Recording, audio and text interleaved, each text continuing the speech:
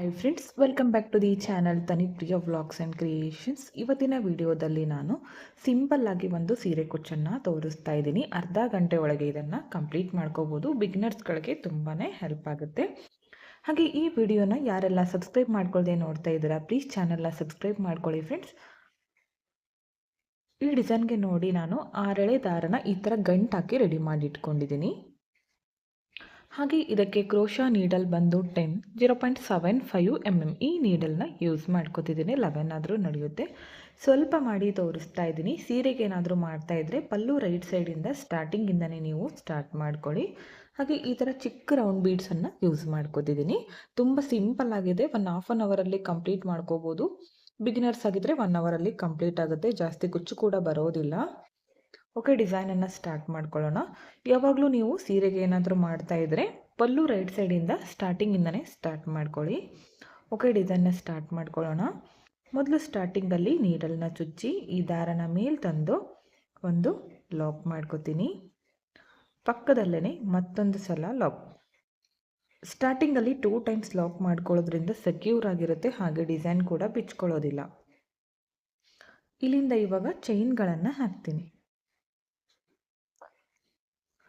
5 ಚೈನ್ಗಳನ್ನು ಹಾಕಿ ಅದನ್ನು ಸ್ಟ್ರೇಟಾಗಿಟ್ಟು ಎಲ್ಲಿಗೆ ಬರುತ್ತೋ ನೋಡಿಕೊಂಡು ಲಾಕ್ ಮಾಡ್ಕೊಳ್ಳಿ. ಈ ಥರ ಒಳಗೂ ಬೇಡ, ಜಾಸ್ತಿ ಈ ಥರ ಟೈಟಾಗಿನೂ ಬೇಡ. ನೋಡಿ, ಈ ಥರ ಆಗುತ್ತೆ. ಅದಕ್ಕೋಸ್ಕರ ಕರೆಕ್ಟಾಗಿ ಇಟ್ಕೊಂಡು ಲಾಕನ್ನು ಮಾಡ್ಕೊಳ್ಳಿ.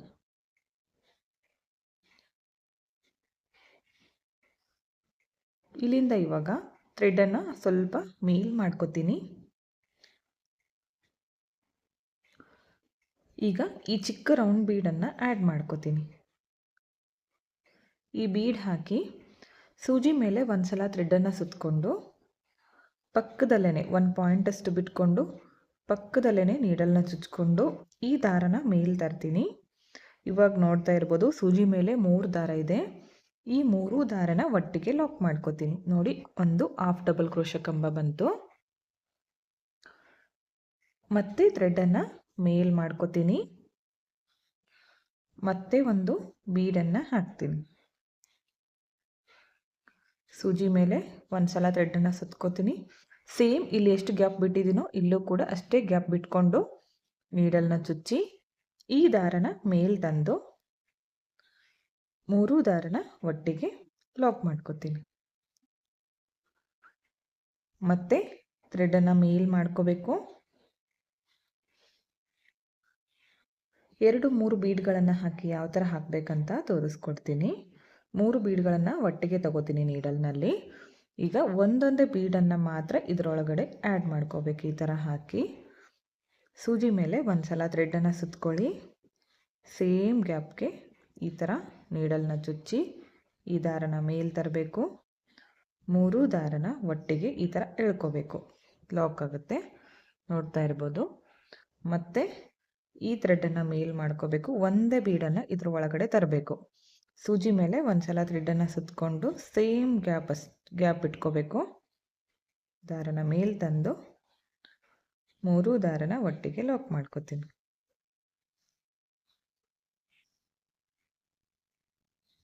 ಮತ್ತೆ ಸೇಮ್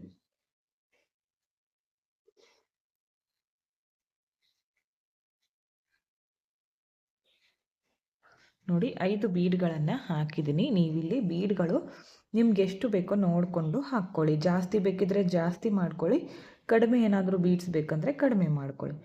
ಓಕೆ, ಇಲ್ಲಿಂದ ನಾನಿವಾಗ ಚೈನ್ಗಳನ್ನು ಹಾಕ್ತೀನಿ.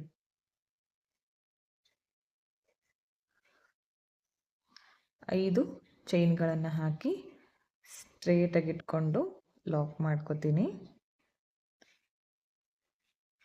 ಇಲ್ಲಿಂದ ಥ್ರೆಡನ್ನು ಮೇಲ್ ಮಾಡಿಕೊಂಡು ಬೀಡನ್ನು ಹಾಕಬೇಕಿವಾಗ. ಒಂದು ಬೀಡ್ ಆ್ಯಡ್ ಮಾಡ್ಕೋತೀನಿ. ಸೂಜಿ ಮೇಲೆ ಒಂದು ಸಲ ಥ್ರೆಡನ್ನು ಸುತ್ತಕೊಂಡು ಪಕ್ಕದಲ್ಲೇ ನೀಡಲ್ನ ಚುಚ್ಚಿ ದಾರನ ಮೇಲ್ ತಂದು 3 ದಾರನ ಒಟ್ಟಿಗೆ ಲಾಕ್ ಮಾಡ್ಕೋತೀನಿ. ಮತ್ತೆ ಥ್ರೆಡನ್ನು ಮೇಲ್ ಮಾಡಬೇಕು. ಮತ್ತೆ ಒಂದು ಬೀಡ್ ಹಾಕಿ ಸೂಜಿ ಮೇಲೆ 1 ಟೈಮ್ ಥ್ರೆಡನ್ನು ಸುತ್ತಕೊಂಡು ಸೇಮ್ ನಿಮಗೆ ಚೈನ್ ಹಾಕೋದಕ್ಕೆ ಬಂದರೆ ಸಾಕು, ಈ ಡಿಸೈನ್ ಈಸಿಯಾಗಿ ಮಾಡ್ಕೋಬೋದು. ಈಗಷ್ಟೇ ಕ್ರೋಶಾ ಕಲಿತಾ ಇದ್ದೀನಿ ಅಂದರೆ ಮೊದಲು ಈ ಥರ ಡಿಸೈನ್ಸ್ಗಳನ್ನು ಟ್ರೈ ಮಾಡಿ. ನೋಡಿ, ಇಲ್ಲೂ ಕೂಡ ಇದೇ ಥರ 5 ಬೀಡ್ಗಳನ್ನು ಹಾಕಿದ್ದೀನಿ, ಹಾಗೆ 5 ಚೈನ್ ಮಾಡ್ಕೊಂಡಿದ್ದೀನಿ. ಮತ್ತೆ ಸೇಮ್ 5 ಚೈನ್ ಹಾಕ್ಕೋಬೇಕು. ಒಂದು ವೇಳೆ ಬೀಡ್ಗಳು ಬೇಡ ಅಂದರೆ ಹಾಗೆ ಹಾಫ್ ಡಬಲ್ ಕ್ರೋಶಾ ಕಂಬಗಳನ್ನು ಕೂಡ ನೀವು ಮಾಡ್ಕೋಬೋದು, ಅದು ಕೂಡ ಚೆನ್ನಾಗಿ ಕಾಣಿಸುತ್ತೆ. ಬೀಡ್ಸ್ ಬೇಡ ಅನ್ನೋರು ಕೇವಲ ಮಿಡಲ್ನಲ್ಲಿ ಒಂದು ಬೇಕಿದ್ರೆ ಹಾಕಿ ಮಾಡ್ಕೋಬೋದು, ಇಲ್ಲಾಂದರೆ ಹಾಗೆ ಹಾಫ್ ಡಬಲ್ ಕ್ರೋಶಾ ಕಂಬಗಳನ್ನು ಕೂಡ ಮಾಡ್ತಾ ಹೋಗ್ಬೋದು. ಇಲ್ಲಿಂದ ಮತ್ತೆ ಥ್ರೆಡನ್ನು ಮೇಲ್ ಮಾಡ್ಕೋಬೇಕು.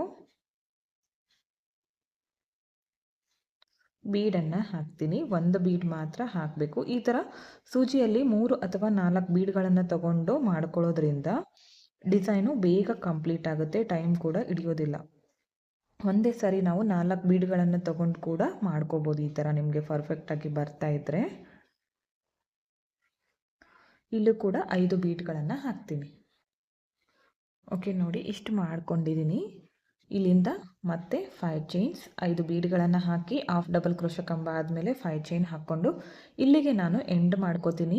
ನೀವು ಪೂರ್ತಿ ಸೀರೆನ ಇದೇ ಥರ ಕಂಟಿನ್ಯೂ ಮಾಡ್ತಾ ಹೋಗಿ.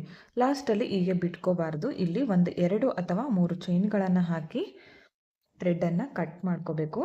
ಈ ಕಟ್ ಮಾಡ್ಕೊಂಡಿರೋ ಥ್ರೆಡ್ಡನ್ನು ಈ ಥರ ಟೈಟಾಗಿ ಮೇಲೆ ಎಳ್ಕೊಳ್ಳಿ ಫ್ರೆಂಡ್ಸ್, ಅದು ಯಾವುದೇ ಕಾರಣಕ್ಕೂ ಬಿಚ್ಕೊಳ್ಳೋದಿಲ್ಲ. ನೋಡ್ತಾ ಇರ್ಬೋದು, ತುಂಬಾ ಚೆನ್ನಾಗಿ ಕಾಣಿಸ್ತಾ ಇತ್ತು, ಹಾಗೆ ಸಿಂಪಲ್ ಆಗಿದೆ. ಒಂದು ಅರ್ಧ ಗಂಟೆ ಒಳಗೆ ಕಂಪ್ಲೀಟ್ ಆಗುತ್ತೆ. ನಿಮಗೆ ಸೀರೆ ಕುಚ್ಚು ಹಾಕೋದಕ್ಕೆ ಟೈಮ್ ಇಲ್ಲ ಅಂದಾಗ ಈ ಥರ ಕುಚ್ಚುಗಳನ್ನು ಹಾಕಿ, ಹಾಗೆ ಇದಕ್ಕೆ ಒಂದು 300 ಅರೌಂಡ್ ನೀವು ಚಾರ್ಜ್ ಮಾಡಿಕೊಂಡ್ರೆ ತುಂಬ ನಿಮಗೂ ಕೂಡ ಹೆಲ್ಪ್ ಆಗುತ್ತೆ, ಹಾಗೆ ಟೈಮ್ ಕೂಡ ಸೇವ್ ಆಗುತ್ತೆ, ಜಾಸ್ತಿ ಕೂಡ ಖರ್ಚು ಬರೋದಿಲ್ಲ ಈ ಡಿಸೈನ್ ಮಾಡೋದಕ್ಕೆ. ಈ ಎಕ್ಸ್ಟ್ರಾ ಥ್ರೆಡ್ ಇದೆಯಲ್ಲ, ಇದನ್ನು ಕುಚ್ಚು ಕಟ್ತೀವಲ್ಲ ಅದ್ರ ಒಳಗಡೆ ಹಾಕಿ ಕಟ್ಕೋಬೇಕು. ಈ 5 ಚೈನ್ ಗ್ಯಾಪಲ್ಲಿ ನಾನು ಕುಚ್ಚುಗಳನ್ನು ಕಟ್ಟಿ ತೋರಿಸ್ತೀನಿ ಫೈನಲ್ ಲುಕ್ ಯಾವ ಥರ ಬಂದಿದೆ ಅಂತ. ಓಕೆ ಫ್ರೆಂಡ್ಸ್, ನೋಡಿ ಕುಚ್ಚು ಕಟ್ಟಿದ ಮೇಲೆ ಫೈನಲ್ ಲುಕ್ ಈ ಥರ ಕಾಣಿಸ್ತಾ ಇದೆ. ಕುಚ್ಚು ಕಟ್ಟೋದಕ್ಕೆ ನಾನು 147 ದಾರ ತಗೊಂಡಿದ್ದೀನಿ. ಡಿಸೈನ್ ಸಿಂಪಲ್ ಆಗಿರೋದ್ರಿಂದ ಕುಚ್ಚು ಸ್ವಲ್ಪ ಹೈಲೈಟ್ ಆಗಿರಲಿ ಅಂತ ಸ್ವಲ್ಪ ಉದ್ದ ಮಾಡ್ಕೊಂಡಿದ್ದೀನಿ. ನಿಮಗೆ ಶಾರ್ಟ್ ಬೇಕಿದ್ರೆ ಶಾರ್ಟ್ ಕುಚ್ಚು ಮಾಡ್ಕೊಳ್ಳಿ. ಇದಕ್ಕೆ ಬಫರ್ ಥರ ಕುಚ್ಚನ್ನು ಹಾಕಿದರೆ ಇನ್ನೂ ಚೆನ್ನಾಗಿ ಕಾಣಿಸುತ್ತೆ. ಒಂದ್ಸಲ ಟ್ರೈ ಮಾಡಿ, ತುಂಬ ಚೆನ್ನಾಗಿ ಬರುತ್ತೆ. ತುಂಬಾ ಕಡಿಮೆ ಸಮಯದಲ್ಲಿ ಹಾಗೆ ಕಡಿಮೆ ಖರ್ಚಿನಲ್ಲಿ ಮಾಡ್ಕೊಳ್ಳುವಂತಹ ಡಿಸೈನು. ಇದಕ್ಕೆ ಒಂದು 300 ಅರೌಂಡ್ ಚಾರ್ಜನ್ನು ಮಾಡ್ಕೋಬೋದು. ನಿಮ್ಮ ಪ್ಲೇಸಸ್ ಮೇಲೆ ಡಿಪೆಂಡ್ ಆಗಿರುತ್ತೆ, ಹೆಚ್ಚು ಕಡಿಮೆ ನೋಡಿಕೊಂಡು ಮಾಡ್ಕೋಬೋದು. ತುಂಬಾ ಚೆನ್ನಾಗಿ ಕಾಣಿಸ್ತಾ ಇತ್ತು.